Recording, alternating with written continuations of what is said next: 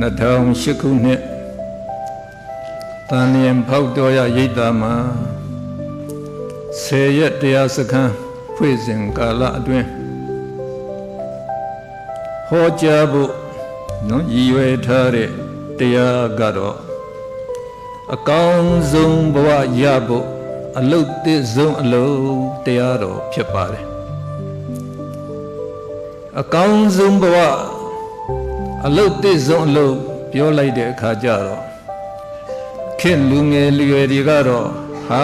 အကောင်းဆုံးဘဝဆိုတာကကာမဂုဏ်ချမ်းသာကိုအာရပါရခံစားရတဲ့ဘဝပါပဲ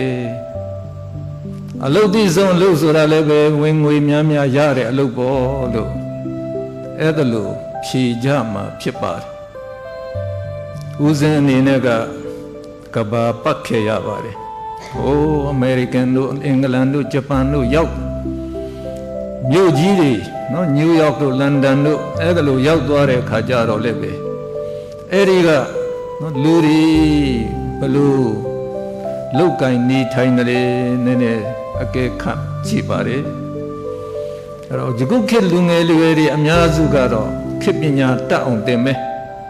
အသက်မွေးဝမ်းကြောင်းပညာလေးတစ်ခုရပြီးအလုပ်ကောင်းကောင်းရဝင်ငွေကမှန်မှန်ရမယ်ဟာအိမ်ဝယ်နိုင်တယ်ကားဝယ်နိုင်တယ်ဆိုရင်ကိုချစ်တဲ့သူလက်ထပ်ပြီးတော့မိသားစုနဲ့ပျော်ပျော်နေမယ်ဆိုပြီးတော့အဲ့ဒါလိုပဲရွေကြတာများပါတယ်အဲ့တော့သူတို့ထင်တာကအဲ့ဒီလောကီချမ်းသာနော်ဒီလိုချမ်းသာနဲ့ဒီဘဝနေထိုင်သွားရရင်ငါတို့ဘဝပြည့်စုံပြီလို့သူတို့ကထင်နေကြတာအဲ့တော့သူတို့သိတဲ့ချမ်းသာကကာမဂုဏ်ချမ်းသာလောက်ပဲဖြစ်နေတာကာမဂုဏ်ချမ်းသာကအဆင့်နှိမ့်တဲ့ချမ်းသာပါပြီးတော့အပြစ်ရှိတဲ့ချမ်းသာပါလောဘဒေါသမီးကြီးနော်ရှင်စက်နေတဲ့ချမ်းသာဖြစ်လို့အပြစ်ရှိပါတယ်အဲ့ဒီကာမဂုဏ်ချမ်းသာနဲ့ပဲရောက်ရည်တင်းတိမ်နေမယ်ဆိုရင်လောကရန်လှိုင်းရက်ဒီကြားမှာချမ်းသာတဲ့လက်ဆင်းရဲတခါတကယ်ချမ်းသာအနှစ်သာရကိုကောင်းကောင်းမရကြဘဲနဲ့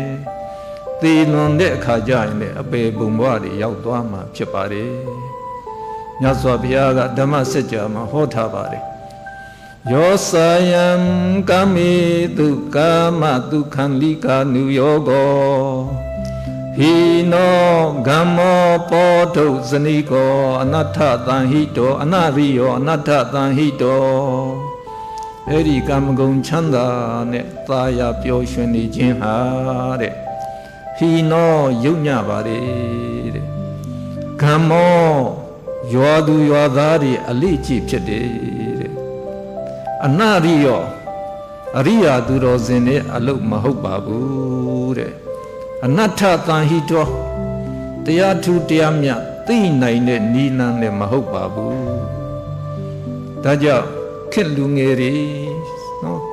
လောကီအမြင်တစ်ခုလောက်ပဲရပြီးတော့အဲ့တော့လောကုတ္တရအမြင်မရရင်ဒါမျက်စိတစ်ဖက်ကန်းတယ်လို့ခေါ်ပါတယ်အဲ့ဒါလိုမျက်စိတစ်ဖက်ကန်းနဲ့ကတော့ကိုယ့်ဘဝနော်အကောင်းဆုံးဖြစ်အောင်လုပ်နိုင်မှာမဟုတ်ပါဘူးအဲ့တော့ဆရာတို့ရည်ရွယ်တဲ့အကောင်းဆုံးဘဝဆိုတာကအမြင့်မြတ်ဆုံးအချမ်းသာဆုံးဘဝကိုရည်ရွယ်တာပါအဲ့ဒီအမြင့်မြတ်ဆုံးချမ်းသာဆုံးဘဝဆိုတာလည်းပဲအရိယာသူတော်စင်ဖြစ်နိုင်ရင်တော့ယဟန္တာဘဝအထိဒါရအောင်ကြိုးစားဖို့ဖြစ်ပါတယ်အဲ့တော့လုံသေးတဲ့အလုပ်တွေကတော့သီလသမာဓိပညာပြည့်စုံအောင်ဖြည့်ကြည့်ဖို့ဖြစ်ပါတယ်မြတ်စွာဘုရားကတပည့်သာဝကတွေကိုနေ့စဉ်နေ့တိုင်းတတိပေးဩဝါဒပြောတဲ့စကားရှိပါတယ်အပမဒေနဘိက္ခဝေသမ္ပါဒေထာจิตသားတို့တဲ့မမေ့မလျော့ကြနဲ့ကုသိုလ်တရားတွေပြည့်စုံအောင်ဖြည့်ကြည့်ကြပါအဲ့တော့ဘုရားရွယ်တာကတော့သီလသမာဓိပညာနဲ့ယဟန္တာဖြစ်တဲ့အထိအဲ့ဒါကြိုးစားအထောက်ကြပါလို့ဒါဘုရားကဒါနေ့စဉ်တိုက်တွန်းနော်တိုက်တွန်းပါတယ်ပြီးတော့တခါ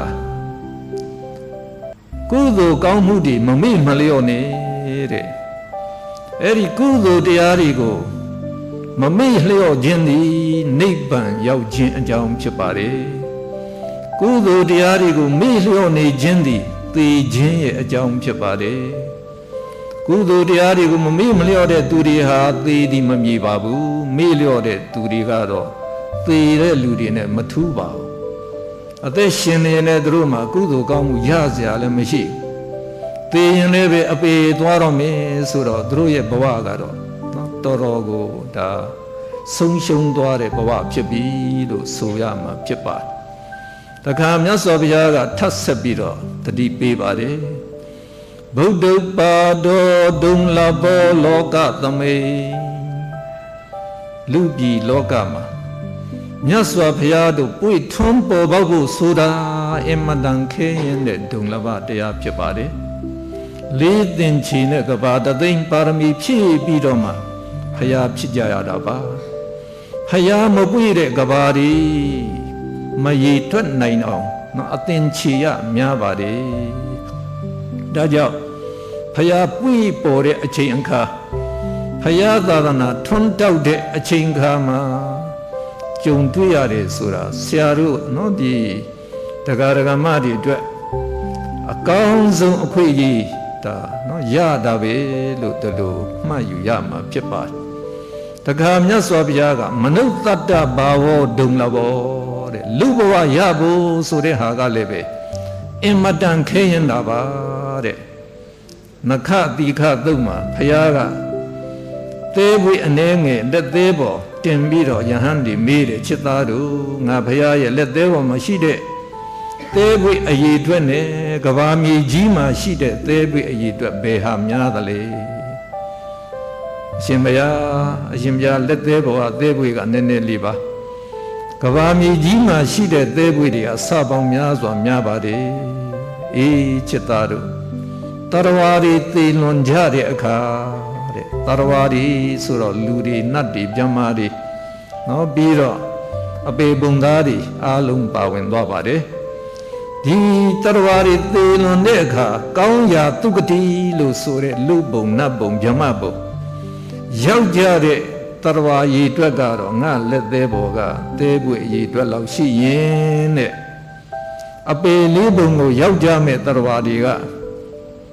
ကဘာမြေကြီးမှာရှိတဲ့သေးပွေမကများပါတယ်သိမှတ်သားဖို့ကောင်းပါတယ်သောဒါနခတိခသုတ်မှာဒီလိုဘုရားဟောသွားတယ်အဲ့တော့ဒီလိုဟောရတဲ့အကြောင်းတရားတွေလည်းရှိပါတယ်အဲ့ဒါကတော့မနေ့ဖန်အဲ့ဒီအပြီးတော့မှအချိန်မှနော်အဲ့ဒါလေးဆရာတို့ဦးဇင်းတို့တင်ပြဖို့တော့ရှိပါတယ်အဲ့တော့အပေဘဝတွေရောက်တဲ့ပုဂ္ဂိုလ်တွေနဲ့စာရင်အခုလိုလူဘဝရတဲ့ပုဂ္ဂိုလ်ကနည်းနည်းလေးပါဒါကြောင့်အင်မတန်ကောင်းတဲ့ဘဝဆရာတို့ရထားတာပါပြီးတော့တခါအဲ့ဒီလူသားတွေဟာတဲ့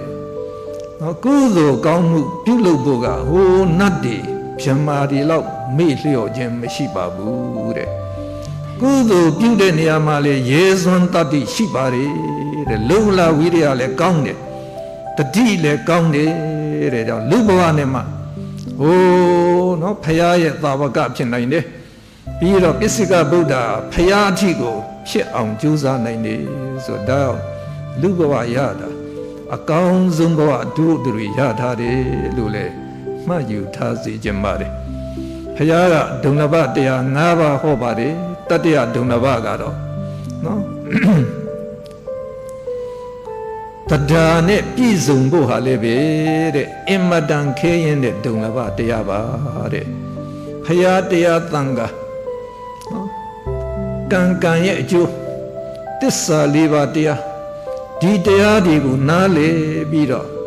အဲ့တော့သက်ဝင်ကြည်ညိုဖို့ဆိုတဲ့ဟာလေအင်မတန်ရခဲတဲ့ဒုံလဘပါဟိုရွှေတောင်ပေါ်မှာရွှေတုံးတွေကြိုက်တဲ့လောက်ကောက်ယူနိုင်အောင်ကိုရောက်သွားတာထက်ကိုပို့ပြီးတော့ကံကောင်းတာပါတဲ့ဘာဖြစ်လို့လဲဆိုတော့ကတတရားရှိတဲ့လူတွေကကုသိုလ်ကောင်းမှုတွေမနေမနာလုပ်ကြမှာဖြစ်တဲ့အတွက်သူတို့စီမှာနော်အင်မတန်ကြီးကျယ်တဲ့ကုသိုလ်ကောင်းမှုတွေကုသိုလ်ကံတွေစီပူကြရမှာဖြစ်ပါတယ် တခါစဒုဋ္ဌဒုံလဘတရားကတော့နော်ပပ္ပဇိတဘာဝဒုံလဘအဲ့တော့မြတ်စွာဘုရားရဲ့တပည့်သာဝကနော်ဘိက္ခုယဟန်ဖြစ်ဖို့ဆိုတဲ့ဟာကလည်းပဲအင်မတန်ရခဲတဲ့ဒုံလဘတရားပါအဲ့တော့ယဟန်ဘဝကအင်မတန်မြင့်မြတ်တာပါလူဘဝနဲ့ရှင်ကြည့်လိုက်ရင်အင်မတန်မြင့်မြတ်ပါတယ်ဦးဇင်းတို့ကဟိုအသက်20ပြည့်စဉ်တုန်းကတက္ကသိုလ်ကျောင်းသားဘဝတုန်းကတော့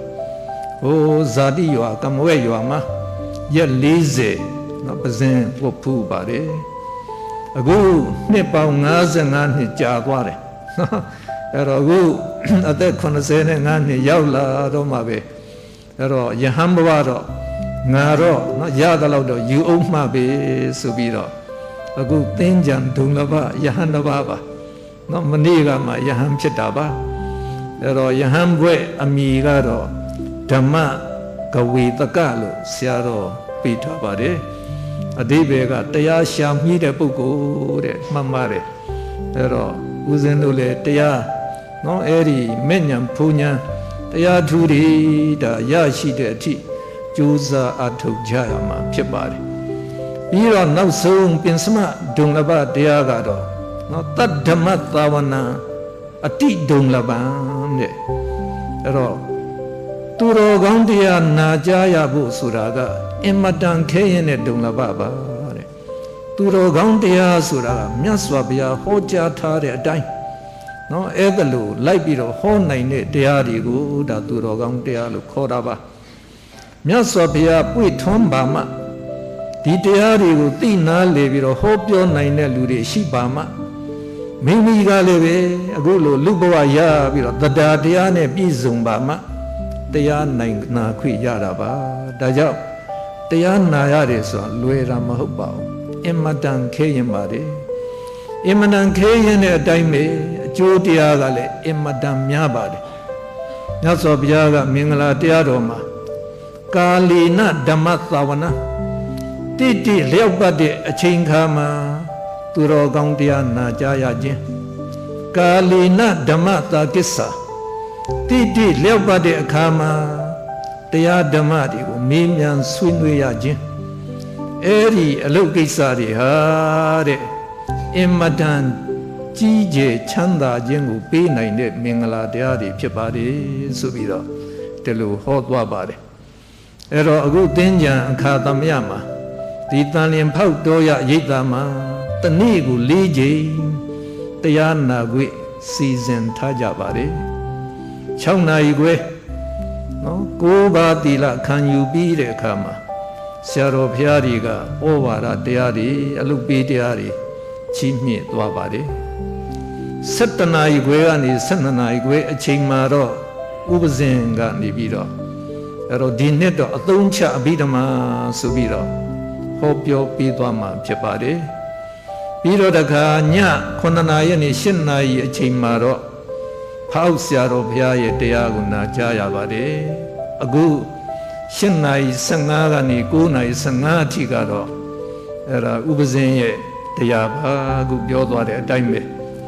အကောင်းဆုံးဘဝရဖို့အလုတ်သိဆုံးအလုတ်တရားတော်တွေဒါဟောကြားသွားမှာဖြစ်ပါတယ်သူတော်ကောင်းတရားနာကြားရတဲ့အတွက်အကျိုး၅ပါးပြည့်စုံပါတယ်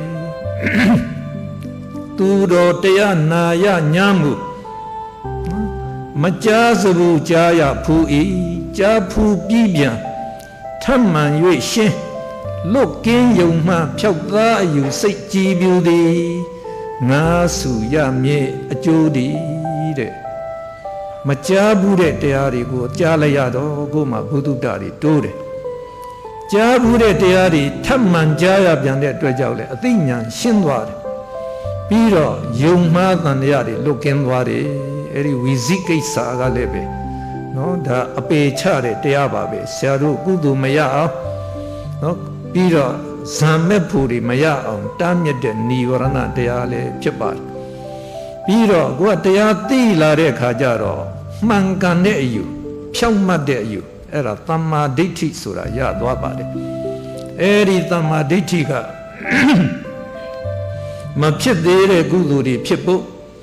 ဖြစ်ပြီးတဲ့ကုသိုလ်တွေတိုးပွားဖို့သေရင်လည်းပဲသူဂတိဘဝကိုရောက်အောင်ပို့ဆောင်ဖို့အကြီးဆုံးကုသိုလ်တရားဖြစ်ပါတယ်ပြီးတော့တရားနာနေတဲ့စဉ်အခါမှာပဲစိတ်ကြည်လင်ပြီးတော့ကုသိုလ်စိတ်တွေဂရေသိမ့်ပေါင်းမြောက်များစွာဖြစ်သွားတဲ့အတွက်ကြောင့်ကုသိုလ်ကံတွေမရေတွက်နိုင်အောင်ရလိုက်တာပါဒါကြောင့်ဆိုရိုးစကားရှိတာကနာကိုတောင်းရှစ်သာဓုတစ်ဟောလက်အသင်္ချေတဲ့နာကိုတရားတော်ဝဲနာရင်ကိုးကဘာအပေမလားဘူးတဲ့ဗျာတောင်းရှစ်တရားဓမ္မတပင်ဖြစ်အောင်စီစဉ်ပေးတဲ့လူတွေကလည်းပဲသူတို့ကရှစ်ကဘာအပေမလားပါဘူးနာကိုတောင်းရှစ်သာဓုတစ်ကိုယ်တိုင်တော့တရားမနာရဘူးနာပြီးတဲ့လူတွေကအတိအကျပြောပြလို့ဝမ်းမြောက်ဝမ်းသာဖြစ်သွားတဲ့လူတွေကလည်းပဲတကဘာအပေမလားပါဘူးဟောလေအသင်ချီတဲ့ဟောပြောတဲ့ပုဂ္ဂိုလ်တွေကတော့တဲ့ကဘာအသင်ချီထိကိုအပေမလားပါဘူးတဲ့ဒါကြောင့်မြတ်စွာဘုရားရဲ့တရားတော်တွေဟာမိမိတို့ရဲ့ဘဝမှာဒါတိအတိထိုက်ဆုံးတရားတွေဖြစ်ပါတယ်ဒီတရားတွေသိပြီးတော့ကိုယ်တိုင်ကနေပြီးတော့သူတစ်ပါးတွေသိအောင်တစ်စိဟောပြောပို့ချနိုင်အောင်ကြိုးစားကြပါလို့တိုက်တွန်းခြင်းပါတယ်ကဲခုကမြတ်စွာဘုရားကကုသိုလ်ကောင်းမှုတွေပြည့်စုံအောင်ဖြစ်ကြကြပါလို့အမိန့်ရှိသွားတဲ့အခါကျတော့နော်ဦးဇင်းတို့တွေဘယ်ကုသိုလ်တရားတွေကိုပြုကြည့်သွားရမှာလဲကုသိုလ်တရားတွေကဘယ်မျှလောက်ရှိသလဲဒါတွေကတော့သိထားဖို့မကောင်းဘူးလားအေးနော်မြတ်စွာဘုရားကတော့ကောင်းကျိုးရဲ့တရားဖြစ်ပြီးတော့ပြုထိုက်တဲ့ကုသိုလ်တရား10မျိုးရှိပါတယ်တဲ့အဲဒီကုသိုလ်တရား10မျိုးဆိုတာတဲ့ပုံညကရိယာဝတ္ထု10ပါးဖြစ်ပါတယ်ဆိုပြီးတော့ဘုရားဟောပါတယ်ရှားတော့အဘိဓမ္မာသင်္นานတက်ဖူးတဲ့လူတွေလည်းပဲအဲ့ဒီပုံညကရိယာဝတ္ထု10ပါးကိုသင်ခဲ့ရပါတယ်အဲ့ဒီပုံညကရိယာဝတ္ထု10ပါးနော်ဒါနည်းဖြင့်ကုသိုလ်လုပ်10မျိုးဒါကိုမှတ်ရလွယ်အောင်လို့အုပ်စု3စုအနေနဲ့ခွဲပါတယ်ဒါနအုပ်စု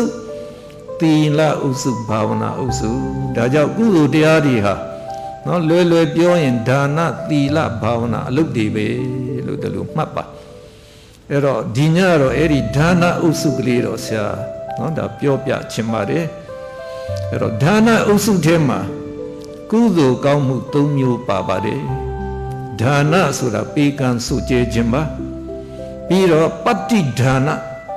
မိမိပြုထားတဲ့ကုသိုလ်အဖို့ကိုအမျှပေးဝေခြင်းနံပါတ်3ကတော့ပတ္တာနုမောဒနာသူတစ်ပါးပေးဝေတဲ့ကုသိုလ်အဖို့ပါကအမျှကိုကသာဓုခေါ်ခြင်းလို့ဖြစ်ပါတယ်အဲ့တော့ဒီအလုပ်တွေကအင်မတန်အကျိုးကြီးတယ်ဆိုတဲ့ဟာနော်ဒါသိထားဖို့သိလိုပါတယ်အဲ့တော့မြတ်စွာဘုရားကမင်္ဂလာတရားတော်မှာတော့နော်ဒါနင်္စဓမ္မစရိယာစညာတကနင်္စသင်္ဃဟောအနာကုလာစအနဝိဇ္ဇာနိကမ္မာနိဧတံမင်္ဂလမုတ္တမံဆိုပြီးတော့နော်ဒီလိုဟောသွားပါတယ်ဒါကြောင့်ပေကံစုကျဲခြင်းဒီလည်းပဲကြီးပွားချမ်းသာကြောင်းမင်္ဂလာတရားပါဓမ္မစရိယာစဆိုတာသူ့ဆိုင်10ပါးရှောင်ကျင်ကြီးတနည်းဖြင့်5ပါးတိလဆောက်တည်ခြင်းတခါနော်ဓမ္မစရိယာစညာတကနင်္စသင်္ဃဟောဆွေမျိုးမိတ်သင်္ဃဟတီကိုကနေပြီးတော့ပေကံထောက်ပချီးမြှောက်ခြင်းပြီးတော့အနဝိဇ္ဇာနိကမ္မာနိအပြစ်ကင်းတဲ့အလုပ်အများအကျိုးကြီးတဲ့အလုပ်အခုလိုဥပေါက်ဆောက်တည်တဲ့အလုပ်အဲဒီအလုပ်တွေပြုလုပ်ခြင်းတွေဟာလည်းပဲကြီးပွားချမ်းသာကြောင်းမင်္ဂလာဖြစ်ပါတယ်တဲ့ဒါနံတပ္ပထသာတကံတဲ့ဒါနအလှူဒါနသည်လောကီလောကုတ္တရာကောင်းကျိုးချမ်းသာအမျိုးမျိုးကိုဖြစ်ပွားစေပါတယ်တဲ့တခါမြတ်စွာဘုရားကနော်ဣတိဝုဒ္ဓနာသုတ်မှာဟောထားတာကဒါနရဲ့အကျိုးကျေးဇူးတွေတဲ့ငါဖယားသိတယ်လို့လားသိကြမယ်ဆိုရင် ဘယ်သူတယောက်ကမှနော်ကိုမလှူပဲနဲ့စားမှာမဟုတ်တော့ပါဘူးတဲ့နော်ကိုစားတော့တဲ့အစားအစာထဲကနေပြီးတော့လေခွဲဝေပြီးတော့လှူဒန်းမှာဖြစ်ပါတယ်တဲ့ပြီးတော့အခုလူသားတွေရထားကြတဲ့လောကီကောင်းကျိုးချမ်းသာတွေနော်အဲ့ဒီလောကီကောင်းကျိုးချမ်းသာတွေအားလုံးဟာလည်းပဲဒီဒါနကုသိုလ်ကံကပေးထားလို့ရတာဖြစ်တာပါတဲ့ဥမာဆရာတို့ကကုသိုလ်ကောင်းမှုမလုပ်ထားဘူးဒါနမလုပ်ထားဘူးဆိုအပေဘဝရောက်သွားရင်နော်ဘယ်လောကီချမ်းသာမှကိုရတော့မှမဟုတ်ပါဘူးပြီးတော့တခါနော်မြတ်စွာဘုရားကလည်းပဲအဲ့ဒီဒါနသည်တဲ့လူချမ်းသာနတ်ချမ်းသာနိဗ္ဗာန်ချမ်းသာသုံးတန်သောချမ်းသာကိုပေးလှူနိုင်တဲ့နော်ကုသိုလ်ကောင်းမှုဖြစ်ပါတယ်တဲ့ဆရာတို့အဘိဓမ္မာနဲ့ကြည့်လိုက်တဲ့အခါမှာနော်လူတွေတာမန်အဖြစ်ဆိုရင်မလှူဒန်းနိုင်ကြဘာဖြစ်လို့မလှူဒန်းနိုင်တယ်လဲလို့မေးရင်လောဘကိုရရှိထားတဲ့စီးစိမ်အောက်စာကိုဒါတတ်မဲ့တွေ့တာနေတယ်မစွတ်လွတ်ချင်ဘူးတခါနော်မစ္စရိယနှမျောတုတို့တယ်အဲ့တော့အဲ့ဒီလောဘနဲ့မစ္စရိယကအပေချတဲ့တရားတွေပဲဒါနပြုတယ်ဆိုတာကအဲ့ဒီလောဘကိုအလောဘနဲ့ဆရာတို့အနိုင်ယူတာပါပြီးတော့မစ္စရိယကိုဆိုတာလည်းပဲနော်ဒါကိုလည်းပဲဆရာတို့ကဒါဆင်းရဲတဲ့တဝါပေါ်မှာမေတ္တာထားပြီးတော့သူတို့ချမ်းသာပါစေဒီလိုရည်စူးပြီးတော့လေဆရာတို့ကဒါပေးကမ်းလှူဒန်းတာပါဒါကြောင့်အဲ့ဒါလိုလှူဒန်းနေတဲ့အခိုက်မှာပဲမဟာကုသိုလ်စိတ်တွေဂတိသိမ့်ပေါင်းမြောက်များစွာဖြစ်သွားတဲ့အတွက်ကြောင့်ညောင်စီလောက်လှူရင်ညောင်ပင်မကအကျိုးကျေးဇူးရတယ်တဲ့အဲ့တော့နော်စောစောကအတွင်မူအောင်တင်ကတော့အခုသင်္ကြန်ခါသမယမှာရိတ်တာဝင်တဲ့အခါမှာဒါနကောင်းမှုတွေပြုသွားတာသူကြီးညာသွားပါတယ်အင်မတန်ဝန်တာစရာကောင်းပါတယ်အဲ့ဒီဒါနကောင်းမှုဟာနော်ကိုယ့်ရဲ့တရားဘာဝနာလုပ်အတွက်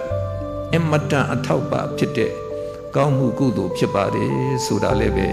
နော်ဒီလိုလဲသိထားကြပါပြီးတော့ဆရာတို့ကအခုလိုသာသနာနဲ့စုံနေတဲ့အခါမှာဒါနကောင်းမှုပြုရတာအင်မတန်အကျိုးကြီးတယ်ဟိုဒါနသုတ်မှာမြတ်စွာဘုရားကမိန့်တော်မူတာကနော်ရှင်မမောက္ကလန်နဲ့အရှင်မနော်ဒီတာရိပုတ္တရာသူတို့ရဲ့တပည့်900ချမ်းရံပြီးတော့ဝေလုကန္တဂီမြို့မှာသွားပြီးတော့သူတို့ကနော်ဒေသစာကြီးကြွချီတယ်အဲ့ဒီခါမှာချမ်းသာတဲ့အမျိုးသမီးတူနန္ဒမာတာဆိုတာကအဲ့ဒီအက္ကသဝကနှစ်ပါးနဲ့သံဃာတွေကိုဆွမ်းကျွေးနေပါတယ်အဲ့ဒါလို့ဆွမ်းလူနေတာကိုမြတ်စွာဘုရားက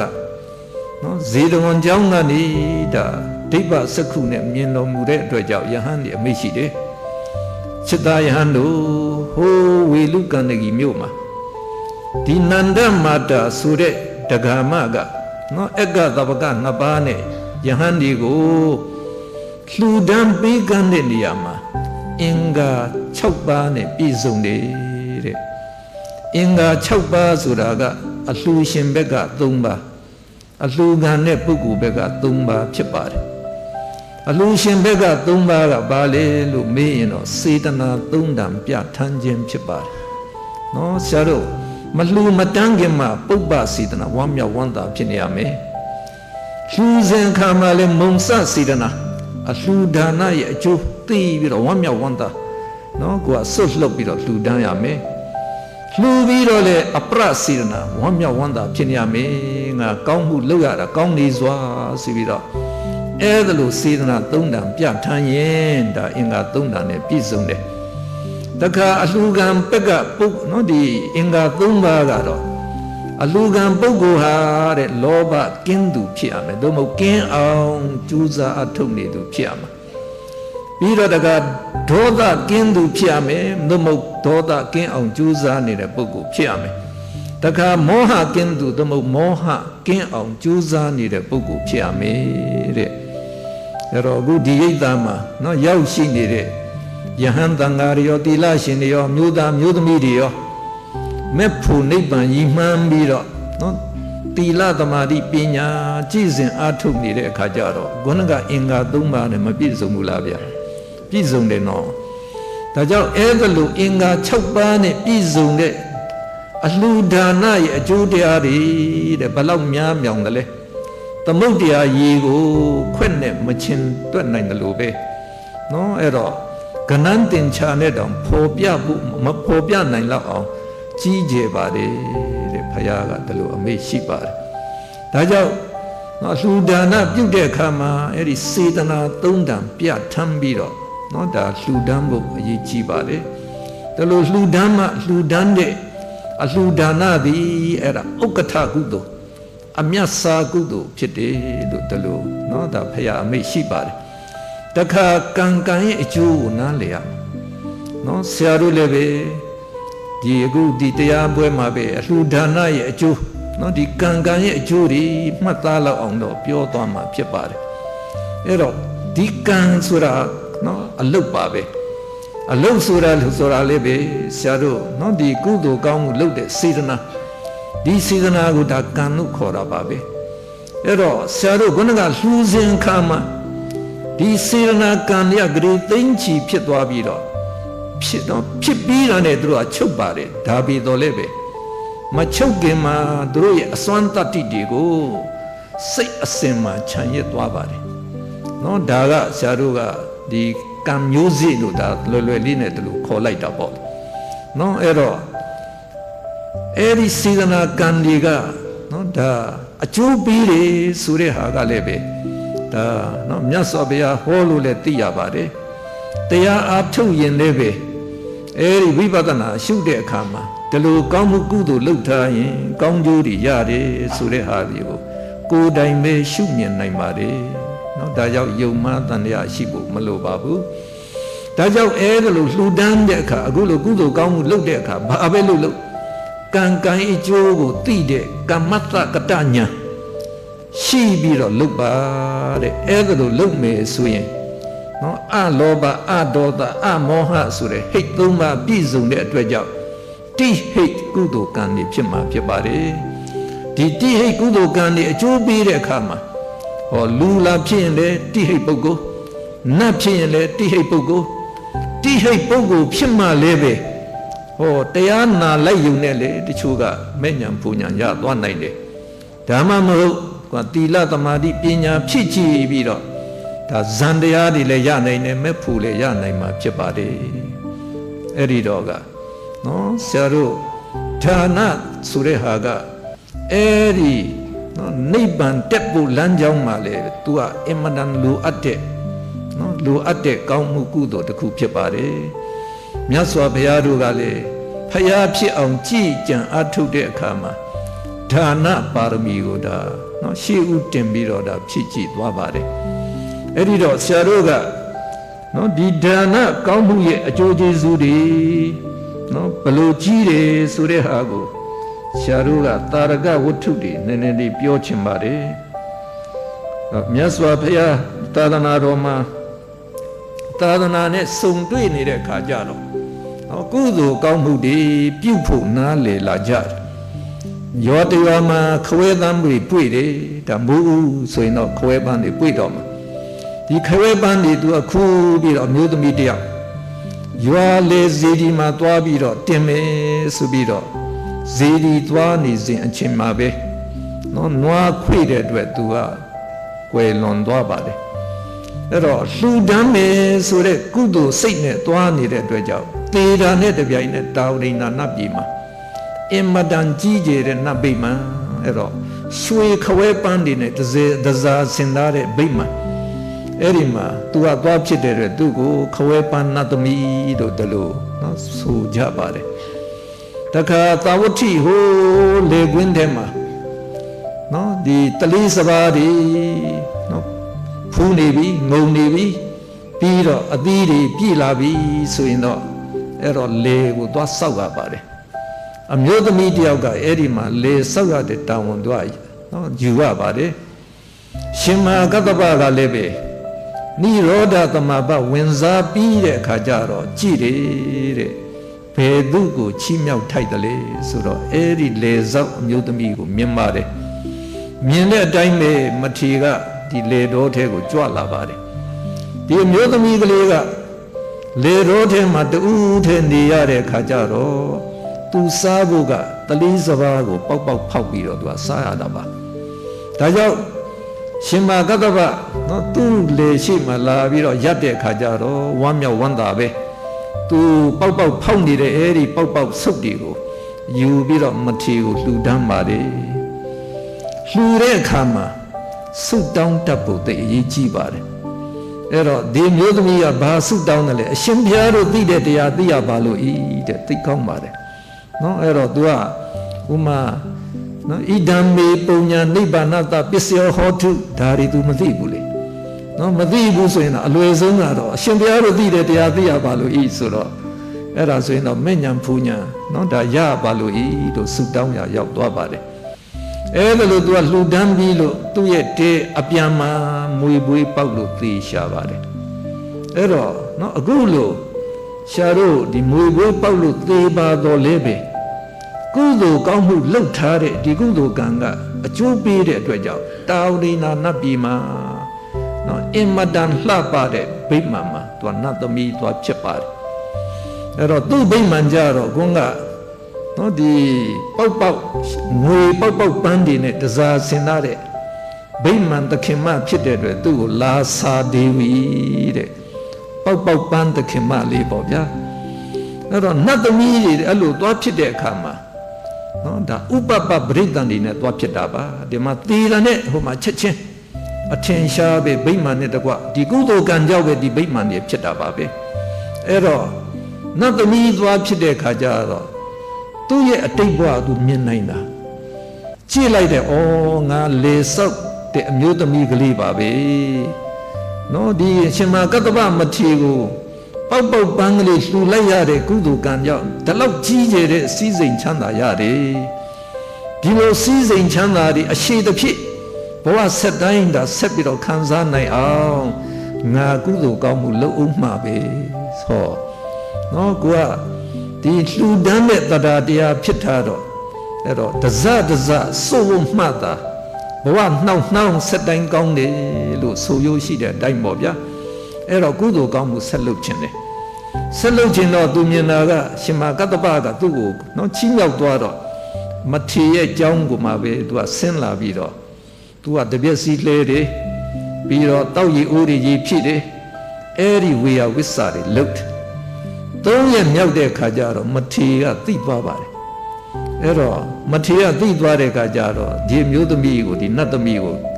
သင်နော်ငါရဲ့ကြောင်းဝင်းထဲမှာတူးထဲလာလို့မရဘူးဒီမှာနေလို့မရဘူးအဲ့တော့သင်သွားပါဆိုပြီးတော့သူ့ကိုနော်ဒါလို့အမိတ်ရှိလိုက်တဲ့အခါတပည့်တော်မှကုသိုလ်ကောင်းမှုလိုချင်ပါတယ်တဲ့ကုသိုလ်ပြုခွင့်ပေးပါ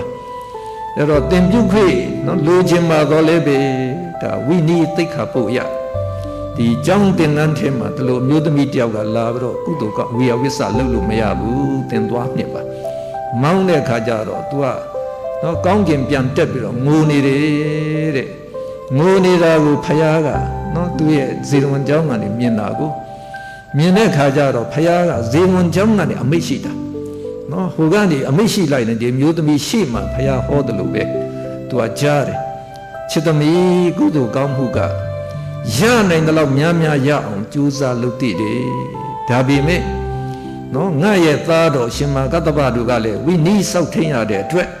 နော်တိကိုသူ့ရဲ့เจ้าမှာလုပ်ခွင့်မပေးနိုင်ပါဘူးဒါပေမဲ့သင်ကတော့နော်ဒီဒါနသီလဘာဝနာကုသိုလ်ကောင်းမှုတွေဒါကြိုးစားပြီးတော့လုပ်သွားပါဖခင်ကတိတော်တဲ့တရားဟောပြလိုက်တာနဲ့တောတာပန်ဖြစ်သွားပါတယ်နော်ဒါရောက်အဲ့ဒီဒါနကုသိုလ်ကောင်းမှုလုပ်လိုက်တဲ့အခါအရှင်ဘုရားတို့သိတဲ့တရားသိရပါလို့ဤဆိုတော့အဲ့တော့တောတာပန်ဖြစ်တယ်ဆိုတဲ့ဟာမဲ့ညာပူညာရသွားတာနော်ဒါတစ္ဆာ၄ပါးကိုတခါတည်းထိုးထွင်းတော့မြင်သိသွားတာဒါကြောင့်အရိယာပုဂ္ဂိုလ်တွေထိုးထွင်းမြင်သိတဲ့တရားထိုးထွင်းမြင်သိပြီးတော့သူကအရိယာသူတော်စင်ဖြစ်သွားခြင်းဖြစ်ပါတယ်အမှန်တန်အားရစရာကောင်းပါတယ်အဲ့တော့ လောကီစည်းစိမ်တော်ဒီဒါနကမဖြစ်စည်းပေးနိုင်ဘူးလားလို့မေးစရာရှိတယ်အဲ့တော့ဆရာဒီဦးဇင်းတို့ရဲ့အတွေ့အကြုံရကတော့အဲ့ဒီဒါနကောင်းမှုရှိတဲ့ပုဂ္ဂိုလ်တွေဟာစီးပွားတိုးတက်ပါတယ်စီးပွားမဆုတ်ယုတ်ဘူးဒါနကောင်းမှုမရှိဘူးကောင်းမှုတွေမပြုတ်တဲ့လူတွေဟာကြီးပွားချမ်းသာနဲ့တာရှိမခံပါဘူးအဲ့တော့ဥပဇင်ကလည်းတာဒီတပည့်လုံးမှာအဘိဓမ္မာသင်္นานတွေလိုက်ပြီးနေတဲ့အခါကျတော့မြစ်ကြီးနားရောက်သွားပါတယ်အဲ့ဒီမှာလူငယ်ဇနီးမောင်နှံနှစ်ဦးကလာပြီးတော့မိတ်ဆက်ပါနှုတ်ဆက်ပါတယ်ထွန်းထွန်းနဲ့ဝေဝေတဲ့ထွန်းထွန်းကမြေပြသားသူကမြန်မာအမျိုးသားဖြစ်ပါတယ်ဝေဝေကတော့ကချင်မျိုးသမီးကချင်မျိုးသမီးသူကခရစ်ယာန်ဘာသာဝင်လည်းဖြစ်ပါတယ်အဲ့တော့လူငယ်ချင်းချစ်ကြိုက်ကြတဲ့ခါကျတော့လက်ထပ်ကြတယ်လက်ထပ်ပြီးတဲ့ခါကျတော့ကဲငါတို့အသက်မွေးဝမ်းကြောင်းအတွက်တိရလို့လုပ်ကြရအောင်ဆိုပြီးတော့မြစ်ကြီးသားရဲ့အရှိမြောက်15မိုင်လောက်ဝေးတဲ့နေရာဖားကဆိုတဲ့ယရနာမြေရှိပါတယ်အဲ့တော့အဲ့ဒီဖားကနေမြေမှာကဗရမ ्या တွေတော်တော်ထွက်ပါတယ်ဒါကြောင့်အဲ့ဒီမှာကြောက်တူးတဲ့လူတွေအများကြီးရှိပါတယ်သူတို့နှစ်ဦးကလည်းပဲအဲ့ဒီနေမြေသွားပြီးတော့လေးပေပတ်လေလောက်မြေတစ်ခွက်လောက်အဲ့ဒါဝယ်ချပြီးတော့အဲ့ဒီမှာတူးကြတာတူးပေမဲ့မတလားလောက်ရှိလာပါပြီဘာကြောက်မြတ်မှမတွေ့ပါဘူးအဲ့ဒီအချိန်မှာယဟန်တစ်ပါးကြွလာတယ်ကြွလာတော့အဲ့တော့သူတို့ကဒီစည်ဓမ္မဲနှိုက်လိုက်တဲ့အခါထွန်းထွန်းနဲ့ဝေဝေကမဲပေါက်သွားပါတယ်မဲပေါက်သွားတဲ့အတွက်ဒီယဟန်ကိုသူတို့ဆွမ်းချက်ပြီးတော့ကတ်လှူပါတယ်အဲ့ဒါလို့ဆွမ်းချက်ပြီးတော့ကတ်လှူရတာတဲ့ခရိယာမျိုးသမီးဖြစ်တဲ့ဝေဝေကအင်မတန်သူကစိတ်ချမ်းသာပျော်ရွှင်သွားတယ်အဲ့တော့နောက်တစ်ပတ်လောက်ကြာတဲ့ခါကျတော့သူကအဲ့ဒီဒီကြောက်တွင်းကနေသူတို့နေတဲ့အိမ်အပြန်မှာလမ်းမှာယဟန်တစ်ပါးတွေ့တော့သူကလျှောက်ထားပါအရှင်ဘုရားဆွမ်းကိစ္စပြည်တယ်ရဲ့ပါလားဖေလို့လျှောက်တဲ့အခါတက္ကမရေဘုန်းကြီးကဒီမှာအာဂန္တုဧည့်သည်ဘုန်းကြီးဖြစ်နေတော့တဲ့ဆွမ်းကိစ္စတိတ်တော့အစင်မပြေပါဘူးဟာတလို့ဆိုရင်မနေ့ဖန်တပည့်တော်မအိမ်ကြွပါဗျာတပည့်တော်မတို့ဆွမ်းကျွေးခွေပြုပါဗျာဆိုတော့ဆွမ်းဖိတ်လိုက်ပါတယ်သူခင်မွန်ပြောလိုက်တော့ထွန်းထွန်းကလည်းအင်မတန်ဝမ်းသာသွားကဲတလို့ဆိုရင်တို့တခါဒုတိယပိတခါဆွမ်းချက်ပြီးတော့လှူပြန်တယ်အဲ့ဒီဒုတိယအကြိမ်လှူပြီးတော့မကြပါဘူးတဲ့ကြောက်မြက်ယရနာတွေစတွေ့ပါပြီအဲ့တော့ကြောက်မြက်ယရနာတွေတော်တော်လေးရလိုက်တဲ့အခါကျတော့သူတို့ကမြစ်ကြီးနားမြို့ပြန်လာတဲ့အခါအဲ့ဒီကတန်ခဥက္ကဋ္ဌဝန်တူဆရာတော်ဘုရားကိုသူတို့ဝင်ပြီးတော့ဥတိုက်ကြတယ်ဝင်ပြီးတော့ဥတိုက်တဲ့အခါမှာလည်းပဲဆရာတော်ကကြောင်းအစ်စ်ဆောက်နေတဲ့အခါမှာသွားတော့စုံဆိုင်သွားတယ်အရှင်ဘုရားဒီကြောင်းဆောက်တာဘလောက်များကုန်ကြပါမလဲဖေ။အေးသူတို့အင်ဂျင်နီယာတွေတွက်ထားတာကတော့ဒီကြောင်းကတော့4 သိန်းလောက်ကုန်လိမ့်မယ်။ဒါကတော့လွန်ခဲ့တဲ့10 နှစ်ကျော်ကာလကပါ။4 သိန်းကျော်လောက်ကုန်လိမ့်မယ်။ဒါလို့ဆိုရင်ရှင်ဘုရားအဲ့ဒီကြောင်းတပည့်တော်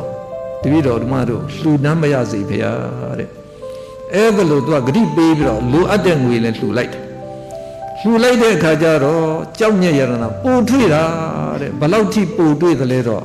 အဲ့တော့ဦးဇင်းတော်လည်းမသိဘူးပေါ့ဒါပေမဲ့သူတို့လှူလိုက်တဲ့ပမာဏကတော့အရှင်ဘုရားကျောင်းတော်ကြီးကိုကြိုက်တဲ့လောက်ချဲ့ပြီးတော့ဆောက်တော်မူပါဗျာပြီးတဲ့အခါကျောင်းဆောက်ပြီးတဲ့အခါမှာလည်းပဲပါကြရိုးကားတစ်စီးလှူဒန်းသွားပါတယ်အဲ့တော့ကျောင်းကဦးဇင်းရောက်သွားတာနှစ်ထပ်ကျောင်းကြီးအကြီးကြီးပဲအဲ့တော့အခုခေတ်အခါနဲ့ဆိုရင်ဒါငွေသိန်းထောင်ကဏ္ဍနဲ့ရှိမှာပေါ့အဲ့တော့အဲ့ဒါလို့လှူနိုင်တဲ့လူတွေစီးပွားရေးတိုးတက်တယ်ဆိုတာအများကြီးတွေ့ရတာပါဒါကြောင့်လောကီကိစ္စမှာလည်းပဲကိုယ်ကနေပြီးတော့ကြီးပွားချမ်းသာခြင်းတယ်ဆိုရင်တော့အလှူဒါနကိုလုပ်ဖို့တော့မမေ့ချပါနဲ့ပြီးတော့တခါအလှူဒါနနဲ့ပဲကိုယ်ကောင်းမှုလုပ်ပြီးတော့ကိုယ်ဘာလိုချင်တယ်လဲဆုတောင်းလို့ရပါတယ်ဥပမာဆိုရင်ဥမ္မာဒန္ဒီ နော်ဒါကဘာမှာအလှဆုံးမျိုးသမီးလို့ဆိုရမယ်မျိုးသမီးပေါ့ဗျာဘာဖြစ်လို့လဲဆိုရင်အမျိုးသားတွေတွေ့ရင်မနေနိုင်တော့အောင်နော်တခါတည်းတွေ့ဝမူးယူတဲ့အထိဖြစ်သွားနိုင်တာဆိုတာကိုအဲ့ဒါလောက်ထိလှအောင်နော်ဥမာဒန္ဒီဘာလုပ်ခဲ့တာလဲအဲ့တော့ဗာရဏသီပြည်မှာသူဆင်းရဲမှလေးဖြစ်နေတဲ့အခါ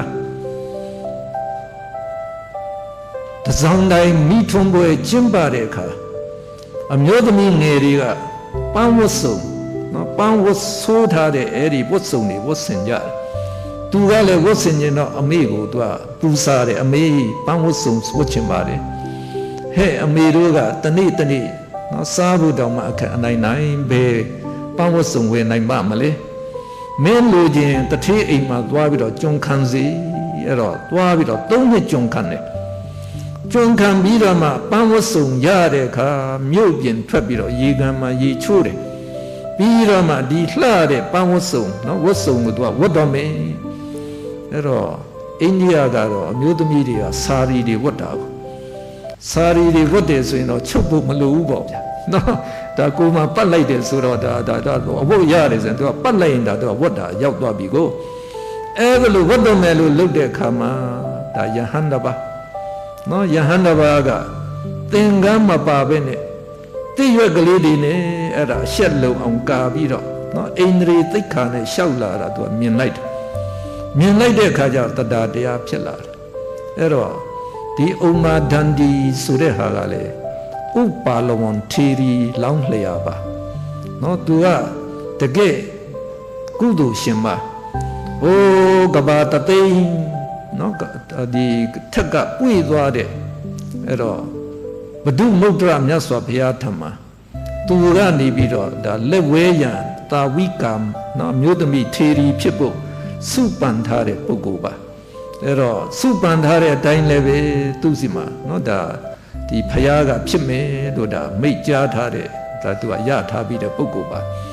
ဒါပေမဲ့နော်ညဖြစ်တဲ့ကုသိုလ်ကံဒီကိုအကျိုးပေးတဲ့အခါမှာတော့ဒီတန်တရားတကွေ့မှာတော့ဆင်းရဲသူမှလည်းသူဖြစ်ရတာပါပဲအဲ့တော့သူကနေပြီးတော့ဒီယဟန်မြင်လိုက်တဲ့အခါကျတရားတရားကတော့ချက်ချင်းဖြစ်သွားတာပဲအဲ့တော့အင်မတန်ကြည်ငြိမ်တဲ့အိန္ဒြေနဲ့ရှိတယ်ဆိုတဲ့အခါကျတော့ကဲငါလှူမယ်ဆိုအားလုံးတော့မလှူနိုင်သေးဘူးတဝက်ပိုင်းပြီးတော့လှူတယ်တဲ့သင်္ကန်းဖြစ်နေနော်ဒါလှူတယ်အဲ့တော့အဲ့ဒီယဟန်ကလည်းယဟန္တာမထေဖြစ်ပါတယ်တဲ့ဒါကြောင့်ဒီသူပေးတဲ့သင်္ကန်းဝတ်စုံလေးဒါသင်္ကန်းကိုယုံလိုက်တာနဲ့ပဲအင်မတန်အိန္ဒြေကျက်တီကတိတယ်လာတာကိုသူကသိဝမ်းမြောက်ဝမ်းသာဖြစ်ပြီးတော့ကြံတဲ့ဝတ်စုံမှာတကားတဲ့လှူဒန်းပြီးတော့ဖြစ်နေရဘဝမှာတဲ့အင်မတန်လှတဲ့အမျိုးသမီးဖြစ်ရပါလို့ဤ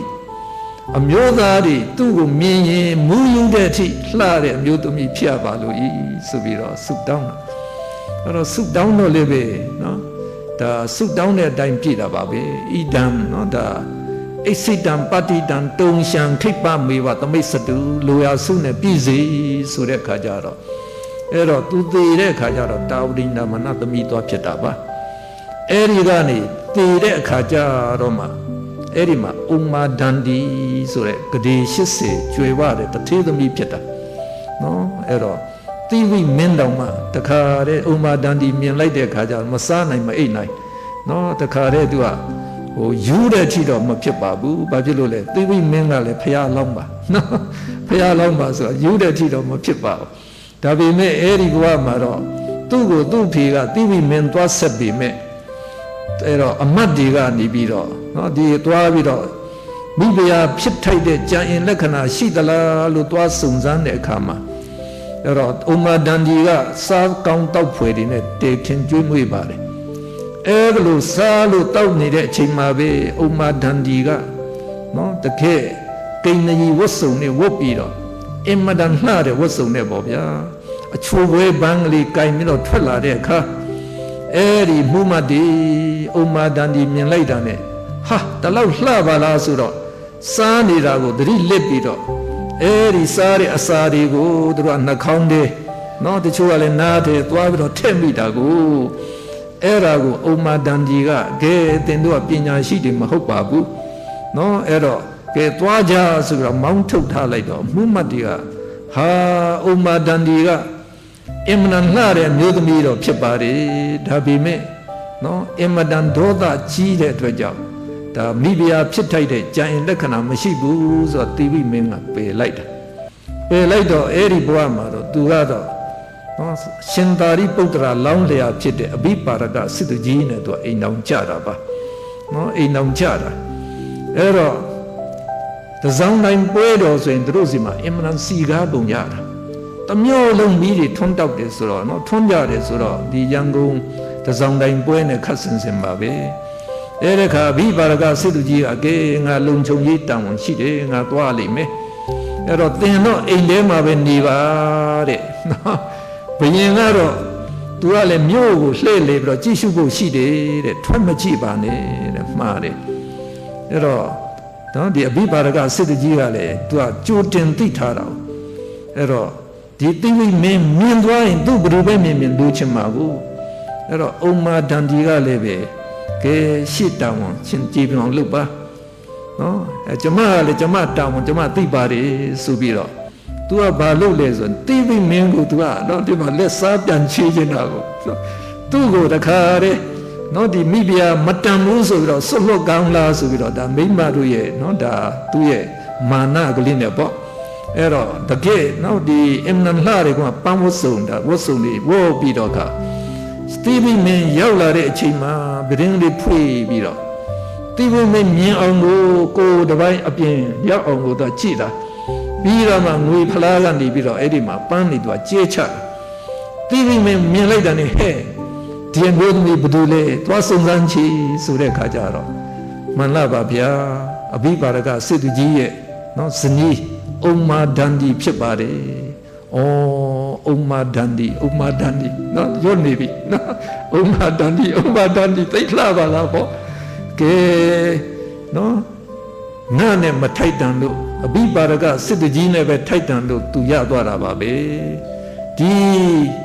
နော်ပွဲတော်ကလည်းငါနဲ့မတန်တော့ပါဘူးအဲ့တော့သူကတခါတည်းနန်းတော်လှည့်ပြန်ပြီးတော့အဲ့တော့ညောင်ဆောင်ထက်မှာဘယ်လှိညာလို့နဲ့ဥမာဒန္ဒီရွတ်ပြီးတော့မစားနိုင်မတော့နိုင်တဲ့ထိရောက်သွားတာပါအဲ့ဒီထိလှတာပါအဘိပါရကစစ်တကြီးကလည်းသိသွားတဲ့ခါကျတော့အရှင်မင်းကြီးကိုနော်ဒီဥမာဒန္ဒီကိုပြစ်ဆက်ပါတယ်လက်ခံပါဆိုမယူပါဘူးနော်သူကဖရာလောင်းတော်ပဲဒါတင်နဲ့ပဲထိုက်တန်တယ်ဆိုတော့နောက်တော့လေတရားနဲ့ဖြည်လို့ရသွားပါတယ်ဟောပင်စပါပီကြတဲ့ခါကျတော့ပစ္စေကဗုဒ္ဓကိုသူကမြေညက်ကလေးလှူလိုက်ရတာလှူလိုက်တာကလည်းပဲသူကအဲ့တော့အိန္ဒိယကအိမ်တွေကသူကရှုံမြေနဲ့ဆောက်ထားတဲ့အိမ်တွေကိုအဲ့တော့သူကဟောင်းသွားရင်မြေညက်ကလေးတွေသူကတုတ်ကြတယ်အိမ်ကလေးတစ်အောင်လို့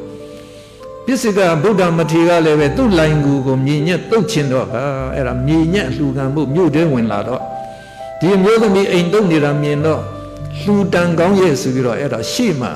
နော်သူကလာပြီးတော့ရပ်တာ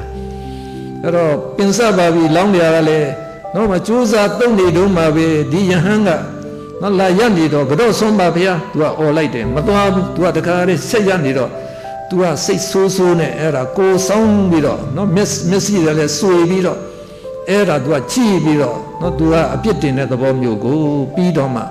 ဟာပစ္စေကဗုဒ္ဓကအင်မတန်ကြက်တည်နော်ရှိတဲ့ခါကျတော့မှတရားဖြစ်ပြီးတော့မှအဲ့ဒီမြေညက်တုံးကိုသူကလှူလိုက်တာအဲ့တော့ဒီမြေညက်တုံးလှူတဲ့အတွက်ကြောင့်တော့သူ့ရဲ့ကိုယ်အတွေ့ကတော့အင်မတန်ထူးတယ်နော်ဒါပေမဲ့ခုနကမလှူခင်မှာပစ္စေကဗုဒ္ဓကိုနော်သူကအပြစ်တင်တဲ့အနေနဲ့ကိုယ်စောင်းပြီးတော့နော်ဒီမျက်စိကိုလည်းဆွေပြီးတော့သူကကြည့်လိုက်တဲ့အတွက်ကြောင့်ဟောပင်စပါပီကတော့နော်ပင်စဆိုတဲ့အတိုင်းပဲ၅ခုနော်အပြစ်၅ခုရှိတဲ့မျိုးသမီးနဲ့မျက်စိကလည်းဆွေးနေတယ်နော်နှာခေါင်းကလည်းရွဲ့နေတယ်ပါးစပ်ကလည်းရွဲ့နေလက်လည်းခွင်နေခြေလည်းခွင်နေအဲ့တော့ဘယ်မျိုးသားမှမချိုက်တဲ့အမျိုးသမီးတွေပေါ့အဲ့တော့အဲ့ဒီအမျိုးသမီးတွေဖြစ်ပြီးတော့သူကလည်းအရွယ်ရောက်လာပြီမဲ့တဲ့သူတို့ကနော်လိုက်တန်းပြေးတန်းကစားနေကြတဲ့အခါအဲ့ဒီအခါဗာရဏသီမင်းကကိုဖြောက်ပြီးတော့ဒါတာမန်ရသားရောင်ဆောင်ပြီးတော့သူကမြို့ကိုလိုက်ကြည့်တဲ့အခါအဲ့ဒီပင်စပါပီရလေဟိုကလိုက်လို့ပြေးရင်းနဲ့အဲ့ဒီရှင်မြင်းနဲ့သွားတိုးမိလိုက်တာနော်တိုးမိလိုက်တော့အဲ့ဒါသွားပြီးတော့နော်ဒီရှင်မြင်းကိုပွေ့မိဖက်ပြီးသားဖြစ်သွားလိုက်တခါရှင်မြင်းကတော့တခါတည်းတန်းတန်းဆွဲတာပဲ နော်တင်မတူလဲ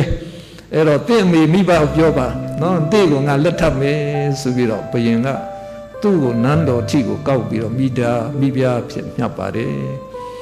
ပြီးတော့တကနော်မရှင်သေဝတိလက်မင်းတခင်လက်လာဘပေါ်တယ်ဆိုတဲ့ဟာလေးပဲအဲ့ဒါလေအလှူဒါနရဲ့အကျိုးပါဘုရုမုဒ္ဒရာမြတ်စွာဘုရားလက်ထက်တုန်းကဖယားနဲ့တန်ဃာလှူပြီးတော့သူကဆုတောင်းခဲ့တာဖြစ်ပါတယ်ရှင်မမောဂလန်တို့လည်းပဲနော်မသူကလက်ဝဲရန်အက္ကသာဝိနော်တာဝကဖြစ်ဖို့ဆိုတဲ့ဟာကလည်းဟိုးတတင်ချီနဲ့ကဘာတသိအနောမတတိဖယားနဲ့တန်ဃာတွေသူကဆုံးခွနဲ့အကြီးကျယ်လှူပြီးတော့နော်သင်္ကန်းတွေပါလှူပြီးတော့ကဆုတောင်းခဲ့ခြင်းဖြစ်ပါတယ်ပြီးတော့အက္ကသာဝိကနော်ထေရီနှစ်ပါးခေမာနဲ့ဥပါလောင်သူတို့ကလည်းလွန်ခဲ့တဲ့ကဘာတသိဘုရုမုဒ္ဒရာမြတ်စွာဘုရားနဲ့သံဃာတွေဒါဆွမ်းလှူပြီးတော့ဆုတောင်းခဲ့တဲ့အတွက်ကြောင့်ဟောဂေါသမမြတ်စွာဘုရားလက်ထက်ရောက်တဲ့အခါကျတော့ဆုတောင်းတဲ့အတိုင်းပဲနော်အမတန်မြင့်မြတ်တဲ့ဘဝကိုအသီးသီးရသွားကြပါတယ်ဒါကြောင့်ဒီဒါနကုသိုလ်ကောင်းမှုဟာလောကီချမ်းသာလောက်တယ်မဟုတ်ပါဘူးလောကုတ္တရာချမ်းသာနိဗ္ဗာန်ချမ်းသာအထိပေးဆောင်နိုင်တယ်လို့တလို့နော်သိနာလေထားကြဖို့လိုပါတယ်အဲ့တော့လိုက်ပြီးတော့နော်ဒီနမူနာယူနိုင်အောင်လို့အဲ့ဒီအကြောင်းအရာတစ်ခုကတော့အရှင်သာရိပုတ္တရာရဲ့ခမဲတော်မိတ်ဆွေပုံနာအိုကြီးကအိုမင်းလာတဲ့အခါကျတော့မှဆင်းရဲနွမ်းပါနေတယ်ဆင်းရဲနွမ်းပါနေတော့ရှင်သာရိပုတ္တရာကသူ့ကိုနော်ထောက်ပခြင်းလေချီးမြှောက်ခြင်းလေဆိုတော့ကနော်ယဟန်တန်ကအနေနဲ့ကလာပြီးတော့ဆွံ့ရတာကိုယ်အိမ်ရှိမှဆွံ့ရတယ်ဆိုတာကိုယ်ကိုချီးမြှောက်ခြင်းလို့ပါပဲနော်မကြောင်းသွားရင်တရားချီးမိတာလေဒါချီးမြှောက်တာပဲပေါ့အဲ့တော့ရှင်သာရိပုတ္တရာကဆွမ်းကန်ကြွတော်မယ်ဆိုရင်ဒီပုံနာအိုရဲ့အိမ်ရှိမှလာပြီးတော့နော်ဆွံ့ရပါတယ်ဆွံ့ရတဲ့ခါကျတော့ပုံနာအိုကလောင်းစရာလှူစရာဘာမှမရှိတော့ကတော့ဆွံ့ပါဖေရနောက်နေ့ကျတော့ရှင်သာရိပုတ္တရာလာပြီးတော့ဆွံ့ရပြန်လာပဲအဲ့တော့ကတော့ဆွံ့ပါဖေရကတော့ဆွံ့ပါဖေရပြောပန်များတော့သူကရှက်တယ်နောက်ရှင်သာရိပုတ္တရာလာပြီးဆိုရင်သူကပုံနေလိုက်တယ်မထွက်ရဲတော့အဲ့တော့မထွက်ရတော့ဘူးဆိုရင်လေရှင်သာရိပုတ္တရာကရပ်တည်တဲ့အချိန်ရပ်ပြီးတဲ့အခါဆက်ပြီးတော့ဆုံးကန်ကြွသွားတယ်တနည်းကြတဲ့အခါတက်ကြီးပူဇော်ပွဲကျင်းပတော့ဒီပုံနာအိုကိုသူတို့ကယာကုဆွမ်းတစ်ခွက်နဲ့နော်ပြီးတော့အဝတ်ဖြူတစ်ပိုင်းလှူပေးလိုက်ပါတယ်အဲ့ဒါလေးရတော့သူကဝမ်းသာပြန်လာပြီးတော့ရှင်သာရိပုတ္တရာစောင့်နေတယ်နော်အဲ့တော့ရှင်သာရိပုတ္တရာကနေ့တိုင်းဒါဆွမ်းလာခန်းနေတယ်ဆိုတာလှူခြင်းနဲ့စိတ်ကသူ့စီမှာတိတ်ပြီးတော့နော်နိုးချနေတာကိုအဲ့တော့ရှင်သာရိပုတ္တရာကြွလာတဲ့ခါကျတော့ဒီယာကုဆွမ်းကိုလှူပြီးတော့သူ့အိမ်မှာပဲဖုံးပေးဖို့သူကလျှောက်ထားပါတယ်ပြီးတဲ့အခါဝတ်ဖြူပိုင်းကိုလည်းသူကတင်ကန်းလျာဖြစ်နေလှူပေးလိုက်ပါတယ်အဲ့ဒီခါမှလည်းသူပါဆုတောင်းတယ်ရှင်ဘုရားတို့သိတဲ့တရားပြီးတော့သိပါရစေဘုရားလို့ဆုတောင်းသွားပါတယ်အိုပြီးဆိုတော့သူကသေးတယ်တည်သွားတဲ့ခါကျတော့သူကြတော့လူပြန်ဖြစ်တယ်ပြန်ဖြစ်တဲ့ခါမှလည်းပဲရှင်သာရိပုတ္တရာရဲ့တကားတူအမရန်ချမ်းသာတဲ့တကားတူရဲ့အိမ်မှာသားယောက်ျားအနေနဲ့မွေးဖွားပါတယ်အဲ့တော့ဒီသားယောက်ျားမွေးဖွားကလေးကရှင်သာရိပုတ္တရာသိတယ်ဗျာသိတယ်ဒါနော်အဲ့ဒီပုံနာအိုကြီးဝင်စားတဲ့ကလေးပဲဆိုတာသိတဲ့အတွက်ရှင်သာရိပုတ္တရာကဒီကလေးနဲ့ယဉ်နှီးအောင်ဆိုနေ့တိုင်းလာရတယ်ဗျာဒီအိမ်ကိုခုနှစ်ရောက်တဲ့ခါကျတော့မိဘကိုသူကခွေပန်တယ်ကဲဒီသူငယ်ကိုရှင်သာမဏေဝတ်ပေးနော်ဝတ်ပေးဖို့ခွေပေးလိုက်ပါဆိုတဲ့ခါကျတော့မိဘတွေကလည်းဝမ်းမြောက်ဝမ်းသာခွေပေးလိုက်ပါတယ်ခွေပေးလိုက်တဲ့အခါသူရှင်သာမဏေဖြစ်ပြီလို့ကဲဆွမ်းကန်ကြွတယ်ဆိုတာနဲ့ပဲဟိုအိမ်ကလည်းဆွမ်းပေးဒီအိမ်ကလည်းဆွမ်းပေးအဲ့တော့ဆွမ်းအုပ်900လူဒန်းနေတဲ့သူ့ကိုအဲ့ဒါစောစောကရှင်သာရိပုတ္တရာကိုဆွမ်းလူရတဲ့အကျိုးပဲနော်တူတဲ့အကျိုးအစပေါင်းများစွာပြန်ရတာအဲ့တော့လက်ဦးမိခြင်းပဲဆွမ်းအုပ်900ရတော့ယဟန်900တော့လူပေးလိုက်ပါတယ်ပြီးတော့ဆောင်းတွင်ကာလဖြစ်တော့ညအချိန်တန်ဃာတွေကျင်းဆက်တာသူကြည့်လိုက်တဲ့အခါကျတော့ချမ်းပြီးတော့နော်ဒီ ခြုံတဲ့ဆောင်းတွေကမ္မလာထေတွေမရှိဘူးဟာအဲ့ဒါလို့ဆိုရင်တော့ကမ္မလာထေတွေရအောင်လှူခံထွက်ဦးမှဆိုတော့လေပဲထွက်လိုက်တာနဲ့ကမ္မလာထေ900ရတာပဲတဲ့ပြီးတော့နော်တီလသမာဓိပညာသူကကြိုးစားအထုတ်လိုက်တာမကြတင်ပဲ9နှစ်အရွယ်မှာပဲယဟန္တာဖြစ်သွားပါတယ်ဒါလို့ဆိုရင်ရှားတို့ကဒါနကောင်းမှုလုပ်တဲ့ကုသိုလ်ဟာတန်လျာရှိတယ်လို့တချို့ကဆိုတာမှန်ရဲ့လားမမှန်ပါဘူးเนาะအဲ့တော့မြတ်စွာဘုရားအမိန့်ရှိထားတာရှိပါသေးတယ်เนาะဒါနံတက္ကတသောပါဏံဒါနတိနတ်ပြည်သို့တက်ရာဇောင်းတန်းလေကားနဲ့တူတယ်ဒါနံပါတိယမုဒ္ဓမံဒါနတိတန်တရာခီးရှိ၌မြတ်တဲ့ဥစ္စာတို့နဲ့တူတယ်ဒါနံဥစုကတံမကံဒါနတိနိဗ္ဗာန်သို့ဖြောက်ဖြောက်သွားတဲ့လမ်းခရီးလမ်းမှန်ဖြစ်ပါတယ်ဒါနံမောက္ခပတံဝရံဒါနတိမေဖို့နိဗ္ဗာန်ရရာအကြောင်းအတောင်းပအစစ်အမှန်ဖြစ်ပါတယ်ဒါကြောင့်သူတော်စင်ပေါင်းတို့ဒါနကောင်းမှုကိုနော်မဲ့ညာဖူညာကိုကရည်မှန်းပြီးတော့ကြိုးစားပြီးတော့ဖြစ်ကြည့်ကြပါဒါနကောင်းမှုတွေခုလိုသီလစောင့်တည်တဲ့ကောင်းမှုတရားရှုပွားပြီးတဲ့ကောင်းမှုတွေပြုပြီးတဲ့အခါမှာလည်းပဲအမျှပေးဝေကြပါနော်ပတ္တိဒါနအမျှပေးဝေတာလေအင်မတန်ကြိုးကျေးဇူးကြီးပါတယ်ကိုလှုပ်ထားတဲ့ကုသိုလ်ကောင်းမှုကိုအစကတိနော်ဂတိပေါင်းမြောက်များစွာတိုးပွားအောင်လုပ်ရလဲရောက်ပါတယ်အရှင်နုရုဒ္ဓမထေရနော်အရှင်နုရုဒ္ဓမထေရကလည်းပဲသူကလည်းဘုဒ္ဓမုတ္တရမြတ်စွာဘုရားထံမှာနော်ဆွမ်းဒီလှူပြီးတော့အဲဒီဖရာပြိဋိဘံစံတဲ့အခါမှာလည်းပဲတရီရဓာတ်တော်တွေဇေဒီတည်တဲ့အခါမှာအဲ့ဒီသူကညတိုင်းစီမီတထောင်ပူဇော်တယ်သူကဘာစုပန်တယ်လဲဆိုတာဒိဗ္ဗစက္ခုမှာဧတတဲ့ဒိဗ္ဗစက္ခုအပိညာမှာဧတတဲ့စုပန်တာအဲ့တော့သူပန်တဲ့အတိုင်းရမယ်ဆိုပြီးတော့เนาะဒါဖခင်ကလည်းဗျာဒိတ်ပေးပါတယ်အဲ့တော့အဲ့ဒါလို့စီမီတထောင်ညတိုင်းပူဇော်တဲ့အတွက်ကြောင့်သေတာနဲ့သူကတရားမင်းတက်ဖြစ်တာတရားမင်းဘဝကြီးဘကအကျဉ်တထောင်နဲ့ဗျာစัจ java ဝိမင်းဘဝကအကျဉ်100เนาะပြီးတော့ပါမဧကရမင်းတို့ကတော့မရည်တွက်နဲ့အောင်ဖြစ်ခဲ့တာပါတဲ့ဒါပေမဲ့တန်တရာတကွေ့မှာเนาะအဲ့တော့သူလည်းပဲဆင်းရဲသာအနဘာရဖြစ်ခဲ့ရတယ်အဲ့ဒီအနဘာရဖြစ်တဲ့အခါမှာတော့သူမနတထေးရဲ့ကျွန်းအဲ့တော့တိုးရဲသွားပြီးတော့ထင်းလေးဟင်းလေးရွက်တွေရှာပြီးတော့အလေးကြီးထမ်းပြီးတော့ပြန်လာရတဲ့အဲ့ဒီနော်တထေးကျွန်းဘဝရောက်ပါတယ်အဲ့တော့သူကလည်းလက်ထပ်ထားတော့နော်ဒီဇနီးမောင်နှံရတဲ့အဲ့ဒီဆံပေးတဲ့ဆံလေးပဲဒါကိုချက်ပြီးတော့ဟင်းလေးရွက်ကလေးတွေချက်ပြီးတော့ပဲအသက်မွေးရပါတယ်အဲ့တော့အဲ့ဒီအချိန်ခါကတော့ဖယားမပွိတဲ့ကာလဖယားမပွိတဲ့ကာလဒီမှာကတော့နော်ဒီဟိဝန္တာတောင်တို့မှာကပစ္စေကဗုဒ္ဓရဲ့ရှင်မြတ်တွေရှိနိုင်ပါတယ်ဒါကြောင့်ပစ္စေကဗုဒ္ဓရှင်မြတ်တစ်ပါးကအနဘာရကိုချီးမြှောက်ခြင်းတော့သူတော်ကပြန်ရောက်တဲ့တနေ့မှာအိမ်ရှိမှဆွမ်းလာရတယ်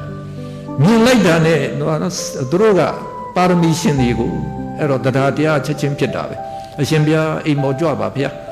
သူရဲ့နော်အဲ့ဒီပစိုးအပေါ်ယုံပစိုးခင်းပြီးတော့သတင်းသုံးပါဗျာကဲရှင်မကြီး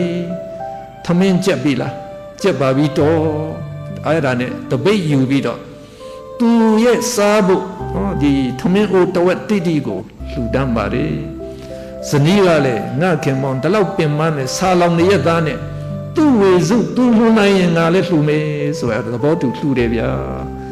အားလုံးလှူပြီးတဲ့အခါမှာသူကဆုတောင်းတာရှင်မယားဒီဆွမ်းလူရတဲ့အကျိုးကျေးဇူးကြောင့်နောင်ဖြစ်လျာဘဝမှာဆင်းရဲတဲ့ဘဝနော်မဖြစ်ပါရစေနဲ့အဲ့တော့ဆင်းရဲဒုက္ခကိုမတွေ့ပါရစေနဲ့မရှိတာကိုတော့မသိပါရစေနဲ့ဖယားဆိုတော့ဒီမှာလဲအိစိတံပတ္တိတံတုံရှံခိပ္ပမေဝသမိစန္တုအဲ့တော့ဆုပေးပါတယ်အဲ့တော့အဲ့ဒီအနဘာရနော်သူကအဲ့ဒါလို့လှူလိုက်တဲ့အချိန်မှာသူ သူမနာတထေးရဲ့ထီးမြူစောက်တထေးတွေကဘယင်ကထီးမြူချိမြတာအဲ့ဒီထီးမြူစောက်နတ်သမီးကသာဓုသာဓုသာဓုခေါ်တယ်အဲ့ဒါနဲ့သူမနာတထေးကဟဲ့ဘယ်လိုလဲထီးချက်စောက်နတ်သမီးပါဟဲ့ငါကနော်ဒီယသိတွေရောမရှိစင်ရသားတွေရောနေ့စဉ်လှူဒန်းနေတာတင်သာဓုမခေါ်ပဲနဲ့ဒီနေ့မှဘာဖြစ်လို့သာဓုခေါ်တယ်လဲမန္နေတဲ့အန္ဏဘာရရဲ့အလှူကိုသာဓုခေါ်တာပါဒါမြတ်တဲ့အလှူဖြစ်လို့ဒါကြောင့်ဆရာတို့ကလှူတာကတန်ဖိုးကြီးဖို့အဓိကမဟုတ်ဘူးနော်တတ္တာတရားစေတနာထက်ဖို့ကဒါအဓိကဖြစ်ပါတယ်အဲ့ဒါနဲ့တထေးကအန္ဏဘာရခေါ်ပြီးတော့ကဲတည့်ရဲ့အလှူကိုနော်ငါ့ကိုရောင်းပါတဲ့အတပြား1000ပေးမယ်တဲ့ဟာမရောင်းမရစေနဲ့ဒါလို့ဆိုရင်အမျှဝေပါတဲ့ဟာဒါလို့ဆိုရင်နော်ခဏလေးစိုက်ပါတဲ့အမျှဝေလိုက်ရင်သူကကုံသွားမှသူကကြောက်တာအဲ့တော့သူ့လူကုံသွားမှကြောက်တဲ့အခါခဏလေးနေပါဆိုရင်ပိစိကဗုဒ္ဓနောက်သူကပြေးလိုက်တော့အရှင်ဘုရားတပည့်တော်ရဲ့နော်ကောင်းမှုကုသိုလ်ကိုသူမနာတထေးကအမျှဝေပေးပါလို့ပြောပါတယ်တပည့်တော်အမျှပေးလို့ရပါမလားဗျာဟာတကားကြီးရတယ်နော်တကားကြီးအိမ်မှာစီမီထွန်းလာတယ်ဆိုပါတော့မိအိမ်ကလူတွေကသူတို့မှမိချက်မရှိတော့ဒီတကားအိမ်ကစီမီမှာလာပြီးတော့မိထွန်းကြတယ်မိထွန်းကြီးကြတဲ့အခါတကားရဲ့စီမီကငိမ့်သွားတာလားဟာမငိမ့်ပါဘူးဗျာကြံတဲ့မိတွေရဲ့အရှိန်ဝါနဲ့ပိုတောက်ပါတယ်ဗျာအဲ့ဒါမှန်နေဒါကြောင့်နော်အဲ့တော့လူတရားမျှဝေနိုင်အစတရားတိုးတယ်လူ1000မျှဝေနိုင်အစ1000တိုးတယ်အဲ့တော့လှူပါမျှဝေပါဆိုအဲ့တော့မှပြန်လာပြီးတော့ကဲတတိနော်ကျွန်တော်မျိုးအမျှဝေပါတယ်ကုသိုလ်ကောင်းမှုအမျှယူတော်မူပါအဲ့ဒါနဲ့အတပြား1000ပေးတယ်ပြီးတော့ဒီအလှူကုသိုလ်ရဲ့အကျိုးကဲအနဘာရဆိုတာငါကြုံမဟုတ်တော့ဘူးနော်ဟိုတုန်းကအတပြား1000ဆိုရင်တော့ဒါချမ်းသာနေနိုင်ပြီကိုကဲငါဘယင်ကိုသွားခစားမင်းငါအဖို့လုပ်စီဆိုတာခေါ်သွားနောက်တော့ရောက်တော့လေဘယင်ကသူ့ဆိုင်ကြည့်ပြီးတော့တထေးကမနာလို့တော့မေးတယ်ရှင်မင်းကြီးဘာဖြစ်လို့သူ့တလောက်ကြည့်နေတာမှန်လားပါသူ့ကိုမတွေ့ဘူးလည်းမှန်တယ်သူ့မှာလည်းထူးခြားချက်ရှိပုံရတယ်မှန်လားပါရှင်မင်းကြီးသူ့မှာဒီလိုနော်ဒီယဟန္တာပစ္စိကဗုဒ္ဓလှူတဲ့အတွက်ထီးပြူစောက်နတ်သမီးကတာဓုခေါ်တယ်တပည့်တော်ကလည်းငွေအပြား1000သူ့ကိုချီးမြှင့်တယ်ဟာဒါလို့ဆိုရင်ငါလည်းပဲသူ့ကိုချီးမြှင့်ဖို့ထိုက်တယ်ကဲဟိုတထေးတွေကွယ်လွန်သွားလို့သူတို့ရဲ့နော်အိမ်နေရအိမ်ဝိုင်းအဲ့တော့မင်းဗန္ဒာဖြစ်သိမ့်ထားတာရှိတယ်အဲ့ဒါမင်းကိုငါပေးတယ်မနေ့ဖန်ကြမင်းအိမ်ဆောက်တော့ဆိုလိုက်တော့မနေ့ဖန်အိမ်ဆောက်ဖို့အဲ့ဒါမြေထူးလိုက်တဲ့အခါတဲ့တူတိုင်းရွှေအိုးတွေပေါ်တယ်တဲ့နော်ရွှေအိုးတွေအများကြီးရလိုက်တဲ့အခါကျတော့ तू ကသူ့ရဲ့တထေးသူမနာထက်ပိုချမ်းသာသွားတယ်ဒါကြောင့်ရှင်မယံကသူ့ကိုမဟာသူမနာတထေးဆိုပြီးတော့ဘွဲအမည်ပေးပါတယ်အဲ့ဒီမရှိတာကိုမသိပါရစေနဲ့လို့ဆုတောင်းထားတဲ့အတိုင်းပဲအနုရုဒ္ဓမင်းသားဘဝမှာ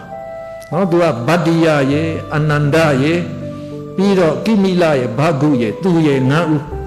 အဲ့တော့ဒါတာဂိဝင်မင်းသားတွေဂုံချင်းကစားကြရှုံးတဲ့လူမုတ်ကျွေးတန်းဆိုပြီးတော့ကစားတာပထမတစ်ကြိမ်အဲ့တော့အနဘာရအဲ့ဒီအရှင်နုရုဒ္ဓမင်းသားရှုံးသွားတော့သူ့ရဲ့တပည့်ကိုကဲအမိထံမှာမုတ်သွားယူစီဆိုမုတ်ပေးလိုက်တော့ကျွေးလိုက်ဒုတိယတစ်ကြိမ်သူရှုံးတော့မုတ်ကျွေးရပြန်တယ်တတိယတစ်ကြိမ်ရှုံးတော့မုတ်ကျွေးရတယ်စတုတ္ထကြိမ်သွားတဲ့ခါကျတော့မုတ်ကမရှိတော့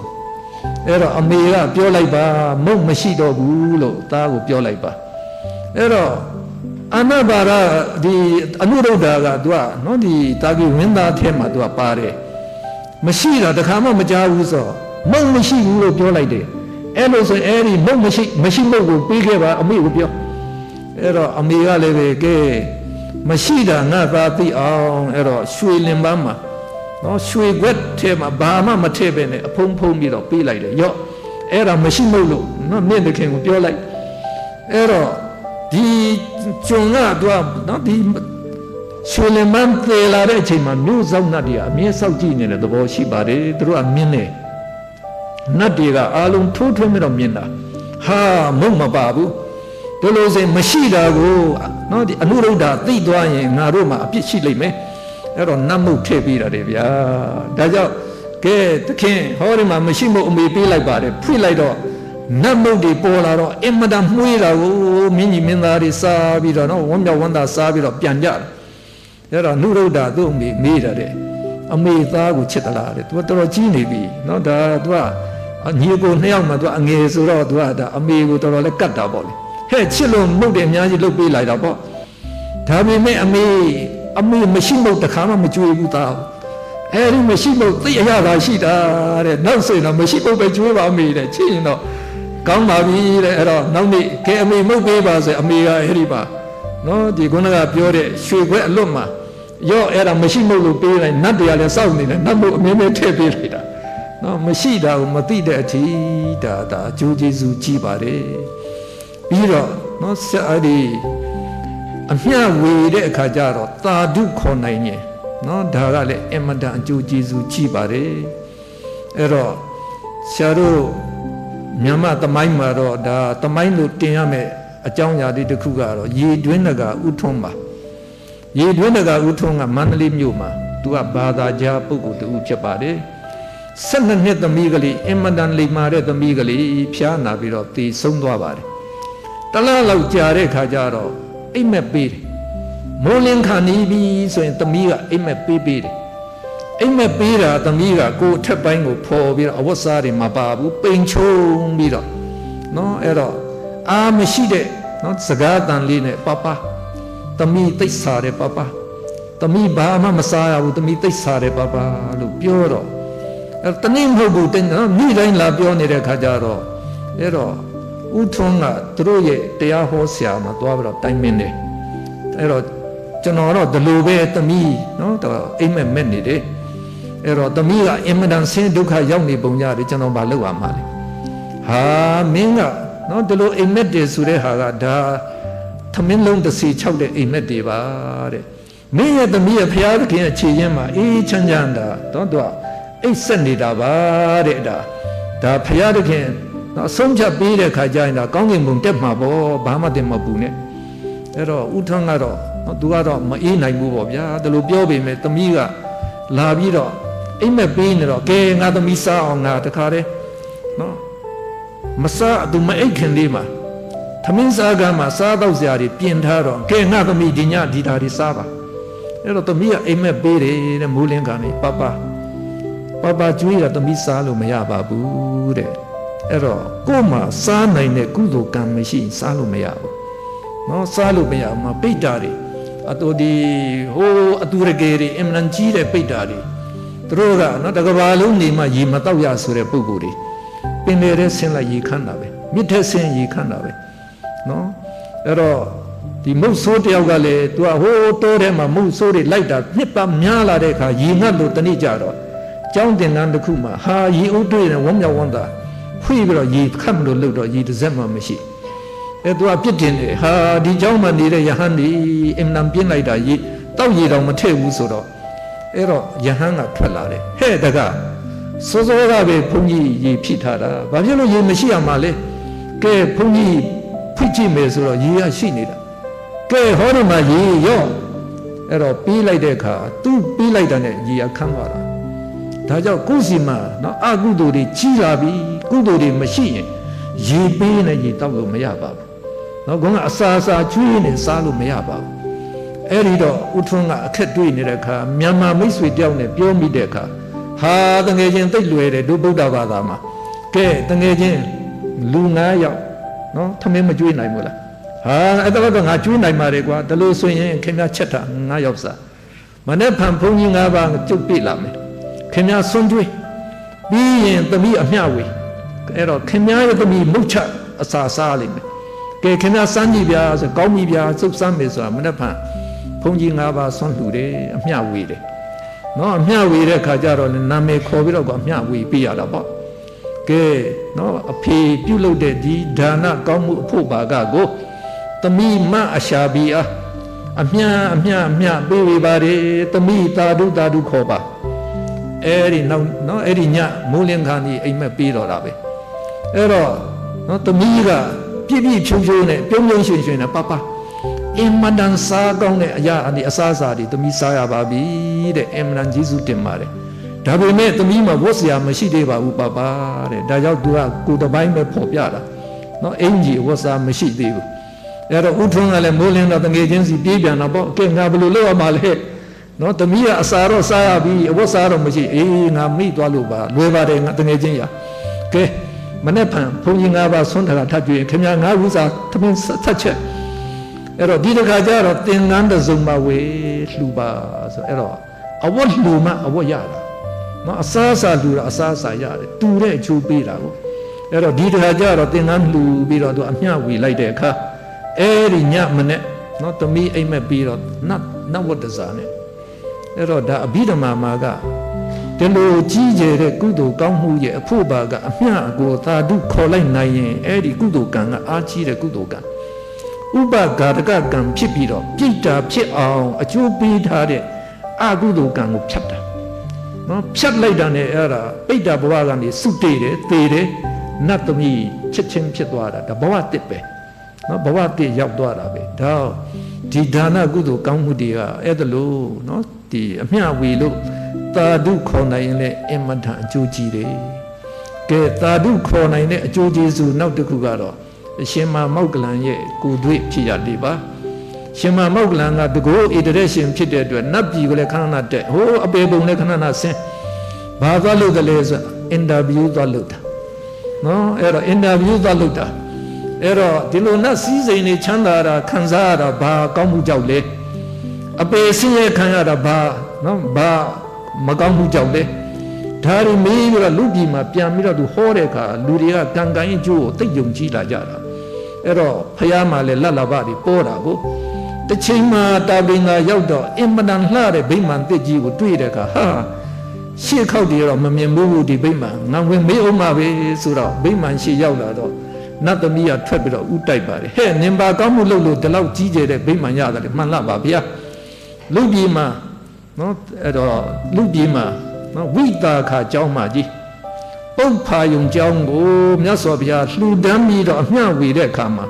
ဝမ်းမြောက်ဝမ်းသာသာဓုခေါ်လိုက်တဲ့ကောင်းမှုကြောင့်ပါဘုရားဒါကြောင့်ဗုဒ္ဓဘာသာမှာနော်ကိုကသာဓုခေါ်ဖို့ဆိုလဲဘာတပြားမှကုန်ကြဖို့မလိုဘူးနော်သူများကုသိုလ်ကောင်းမှုလုပ်နေတာကိုဒါဝမ်းမြောက်ဝမ်းသာဖြစ်နေတာဒါနော်ဒါသာဓုခေါ်ရရောက်သွားတာပဲအဲ့တော့ဒီလိုကောင်းကျိုးချမ်းသာတွေရပါတယ်ဒါကြောင့်ဒါနသီလဘာဝနာနော်ဒီကုသိုလ်ကောင်းမှုတွေတတ်အားသမျှကြိုးစားဖြစ်ကြည့်ပြီးတော့မဲ့ညာဖူညာရောက်တဲ့အထိကြိုးစားအထောက်နိုင်ကြပါစေ